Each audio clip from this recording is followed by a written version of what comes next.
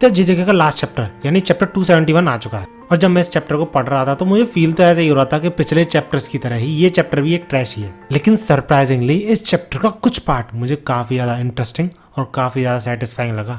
Specially UG और Sukuna की story कैसे कंप्लीट हो रही है, वो चीज मुझे काफी अच्छी लगी। अब आई नो तुम में से ज्यादातर लोगों को ये चैप्टर बिल्कुल भी पसंद नहीं आया होगा, लेकिन इस वीडियो को पूरा देख लो एंड आई एम श्योर तुम्हें इतना भी बुरा नहीं लगेगा। So if you are interested in जेजेके एंडिंग देन कीप वॉचिंग।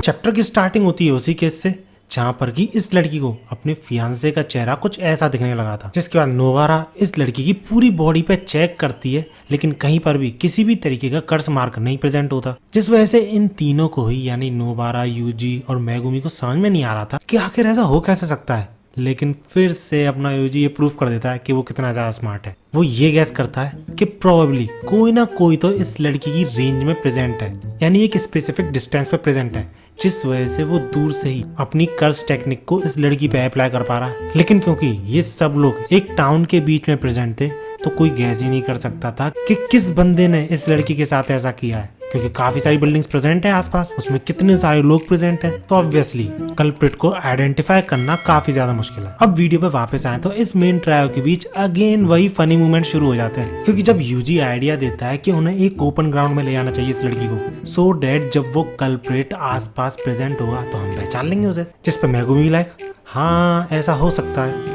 अगर कल्प्रिट दुनिया का सबसे बड़ा डम्ब ऐसा तो।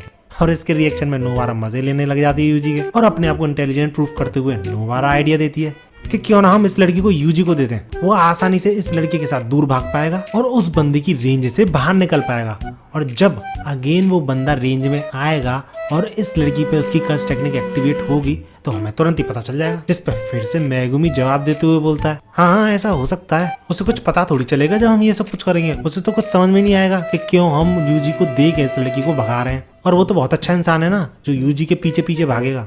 इसके बाद यूजी नोवारा के मजे लेने लग जाता है। इतने में नोवारा एक और चीज बोलती है कि क्यों ना हम इन्हें ट्रिप पे भेज दें, वहां पे तो वो कल्प्रिट पहुंच नहीं पाएगा ना और अपनी कर्स टेक्निक का यूज नहीं कर पाएगा। जिस पे मेगुमी बोलता है कि हाँ ऐसा हो सकता है, लेकिन क्योंकि वो कल्प्रिट अपनी कर्स टेक्निक का यूज कर रहा है इस लड़की पे तो वो समहाउ इस लड़की की लोकेशन का पता लगा ही लेगा। तो प्लीज स्टॉकर को स्टॉक करने के आइडियाज देना बंद करो। और इस चीज के बाद नोवारा और यूजी का दिमाग खराब हो जाता है। वो बोलते हैं अरे यार नेट पिकिंग करना बंद करो, हर आइडिया में कमी निकाल रहे हो। अब ऐसा थोड़ी है जो कल्प्रिट है वो इतना ज्यादा स्मार्ट होगा, हो सकता है इन डम्बेस आइडियाओं से ही फंस जाए वो। इसके बाद ये दोनों चैलेंज करने लग जाते हैं मेगुमी को उठैलो गेम में, उठैलो पता नहीं जो भी है। लेकिन तुमने काफी सारे एनिमेज में इस गेम को खेलते हुए देखा होगा काफी सारे कैरेक्टर्स को, लेकिन मेगुमी इस बात को कम्प्लीटली इग्नोर करते हुए बड़े ही स्टाइल के साथ बोलता है खैर जो भी है, सबसे पहले तो हमें उस लड़की को कल्प्रिट की रेंज से बाहर निकालना पड़ेगा।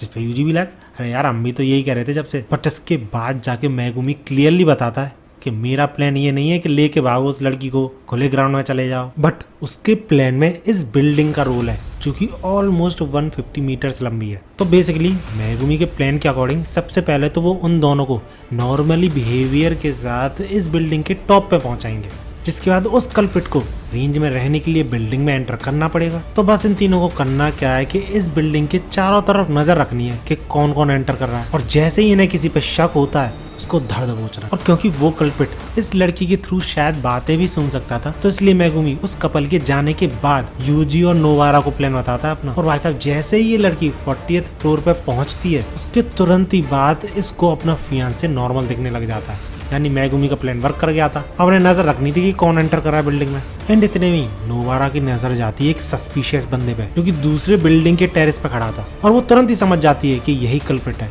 जिसके बाद ये दोनों ही पीछा करते हैं, यानी यूजी और नोवारा उस कल्प्रिट का।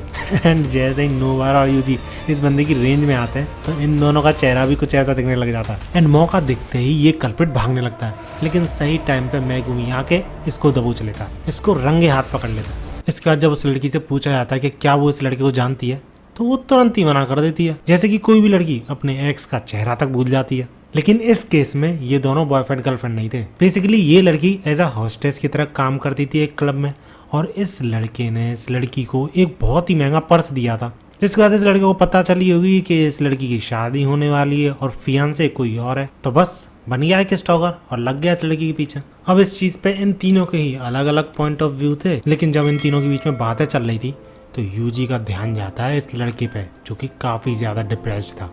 जिसके बाद यूजी जाता है उसके पास उसका मूड सही करने के लिए कि उसने इतनी भी बड़ी कोई गलती नहीं की है और उसे कोई एग्जीक्यूट करने नहीं ले आ रहे हैं। और इन दोनों की इसी कन्वर्सेशन के बीच सीन स्विच होता है यूजी और गोजो की तरफ। और सही में इन दोनों के बीच में ये जो कन्वर्सेशन है इसके थ्रू तुम्हें फील होगा कि गेगे गोजो के थ्रू ही तुम्हें एक मैसेज देना चाह रहा है, क्योंकि इस कन्वर्सेशन की स्टार्टिंग होती है यूजी के ये बोलने से कि मुझे लगा था कुसाकाबे सेंसे के साथ स्विच ट्रेनिंग करने के बाद मैं तुम्हारे साथ स्विच ट्रेनिंग करूंगा। जिस पर गोजो भी लाइक अरे अरे कोई दिक्कत नहीं है, इस सबसे कोई भी फर्क नहीं पड़ता है, क्योंकि अब तुम्हें मैं कैसे समझाऊं, क्या तुम्हारा अभी भी सातोरू गोजो से मन नहीं भरा है। जिस पे यूजी भी लाइक व्हाट। तो इसके रिप्लाई में गोजो ये बोलता है I want you to be bit more forward thinking Yuji. And इसी कन्वर्सेशन में तुम यूजी की जगह खुद को रख के देखो और गोजो की जगह पे गेगे को रख के देखो। खैर इसके बाद गोजो बोलता है कि हाँ मैं चाहता हूँ कि अगर मुझे कुछ हो जाए तो तुम मेरे ड्रीम को आगे बढ़ाओ। अरे वही ड्रीम जो कि हमें सीजन फर्स्ट में बताया गया था, जहाँ पर कि जुजुत्सु सोसाइटी में सॉर्सरर्स और नॉर्मल लोग हैप्पीली पीस के साथ जी सकें। लेकिन स्टिल अगर गोजो को कुछ हो भी जाता है तो ऐसा थोड़ी है कि यूजी इतना ही कमजोर रहेगा या फिर और जितने भी उसके स्टूडेंट्स हैं वो कमजोर ही रहेंगे।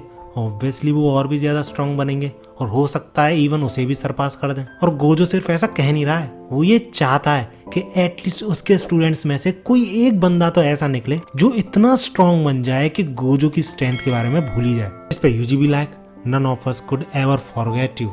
और इसी के साथ यूजी ये भी बोलता है कि हमेशा तुम ऐसा तो रिएक्ट नहीं करते, आज कुछ बदले बदले से लग रहे हो। मुझे पर्सनली ऐसा लगता है कि गोजो को पता था इस फाइट में वो मारा जाएगा और शायद इसी वजह से ऐसी बातें कर रहा है वो यूजी के साथ। लेकिन स्टिल गोजो हंसते हुए बोलता है क्या यार तुम बिल्कुल बचकान।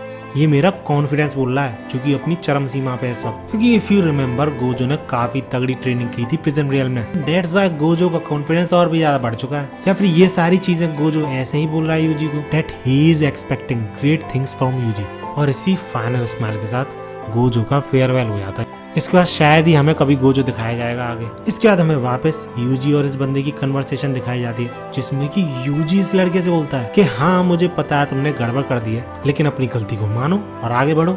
सबसे ज्यादा मैटर यही चीज करती है। और अगर स्टिल तुम्हें काफी ज्यादा बुरा लग रहा है तो हम तीनों की हेल्प करना अगले मिशन पर। और पता ही एट द एंड यूजी इससे क्या बोलता है, I am expecting great things from you. सही में यार इन 2-3 पैनल्स ने तो दिल जीत लिया। इतनी खुशी मुझे। इसके बाद हम इन तीनों को देखते हैं जिसमें कि मैगुमी किसी चीज के बारे में पूछ रहा था यूजी से, लेकिन यूजी क्लियरली बोल देता है कि कोई दिक्कत नहीं है, मैंने सही जगह पे उसे रख दिया है, वैसे भी उससे कोई हार्म नहीं पहुंचने वाला। खैर इसके बाद सीन चेंज होता है और हमें सुकुना और महितो दिखाए जाते हैं।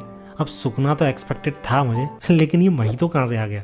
सही खेल गया बैंड। खैर इन दोनों के बीच में बातें होती हैं जिसमें महितो पूछता है अरे वाह मैंने तो बिल्कुल भी एक्सपेक्ट नहीं किया था कि मैं तुमसे यहाँ पे मिलूंगा। जिस पर सुकुना भी हंस जाता है ये बोलते हुए कि शायद ये हमारी 3rd मीटिंग है ना।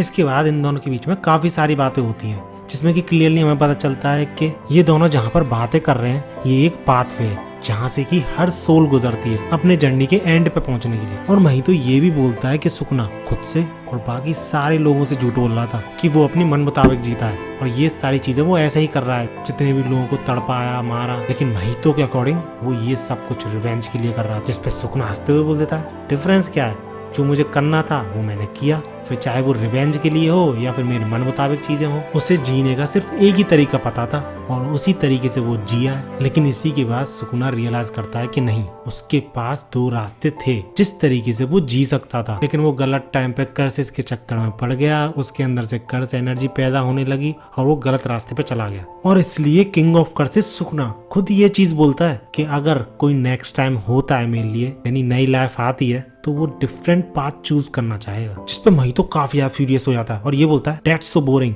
You have gone soft. लेकिन इसके रिप्लाई में सुकुना जरा सा भी गुस्सा नहीं होता और वो ये बोलता है obviously I lost after all. इसके बाद महितो और भी ज्यादा डेप्थ में चला जाता है, पता नहीं कहाँ पर गिर जाता है। एंड आई थिंक मुझे ऐसा लग रहा है इतने भी कर्सेस मरे हैं उनको शांति मिल गई है तो इसलिए वो चले गए हैं, लेकिन महितो को पीस नहीं मिला है इसलिए वो यहीं पर अटका हुआ है। खैर इसके बाद हम देखते हैं सारे सॉर्सरर्स को हंसते हुए मुस्कुराते हुए। And at the end of this chapter last panel में हमें दिखाई जाती है सुकुना की एक फिंगर जो कि वहीं पे प्रेजेंट थी जहाँ से कि यूजी ने पहली बार वो फिंगर उठाई थी। याद है तुम्हें? मेगुमी जिस जगह को चेक कर रहा था उसे मिली नहीं थी फिंगर। एंड दैट्स हाउ जेजेके की एंडिंग हो जाती है।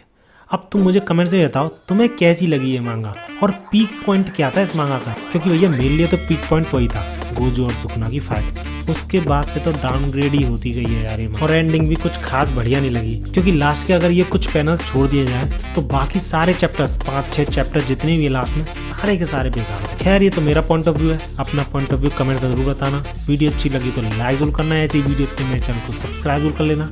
लाइक टारगेट रखते हैं इस वीडियो का 10 के लाइक्स। यार लास्ट वीडियो है जेजेके पे, 10 के लाइक जरूर कंप्लीट करा लेना अगर तुम्हें मेरी जेजेके की वीडियो रियलिटी में पसंद आई है। बाकी मिलते हैं अगली वीडियो में।